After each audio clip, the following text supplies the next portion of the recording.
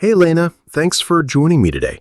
I've been battling this feeling of laziness lately. Like, I know what I need to do, but I just can't seem to start. I heard something about the 2-minute rule that might help. Absolutely, John. It's great that you brought this up because so many people silently struggle with the same thing. The 2-minute rule is a simple but powerful productivity tool. It basically says if a task takes less than 2 minutes to do it immediately. That sounds too simple to actually work. I mean, what can you really get done in 2 minutes? More than you think. It's not really about completing a full project in 2 minutes. It's about starting. When you start something just for 2 minutes, it lowers your brain's resistance to doing that task. And once you're in motion, it's easier to keep going.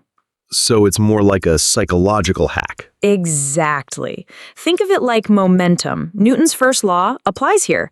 An object in motion stays in motion. You just need to overcome the initial friction. For example, if you're avoiding writing an email, just start by opening your inbox and typing the first 2 lines. I actually tried this with cleaning my desk the other day. I told myself, just organize for 2 minutes, and 10 minutes later, the whole desk was spotless. There you go. The beauty is, once you begin, you often realize the task isn't as hard or time-consuming as your mind made it out to be. This makes sense from a personal angle, but I'm curious, how can this apply in the workplace, especially for teams or employees? Great question. As a manager, I encourage my team to use the 2-minute rule during overwhelming periods. Let's say someone's procrastinating on updating a report. I'll say, just open the document and write a bullet point. That's it. The rule creates a no-pressure entry point. That's smart. I think sometimes we delay tasks because we're waiting for the perfect time or perfect conditions. Exactly. But perfection is often the enemy of progress. The 2-minute rule works because it sidesteps perfectionism. No one expects perfection in 2 minutes. You just start. Can this work for building habits too? Definitely. In fact, James Clear, author of Atomic Habits, popularized this idea for habit formation. Want to start reading more? Just read 1 page. Want to exercise? Just do 2 minutes of stretching. It's all about consistency, not intensity. I love that. I think we often overestimate what we can do in a day and underestimate what we can do in a month, especially when small habits stack up. Absolutely. And it creates trust with yourself. Each time you honor that tiny promise, you build identity-based habits, like I'm the kind of person who follows through. This could be useful for time blocking too, right? Like using 2 minutes as a trigger to get into focused work? Yes, and pairing it with something like the Pomodoro technique can make it even more effective.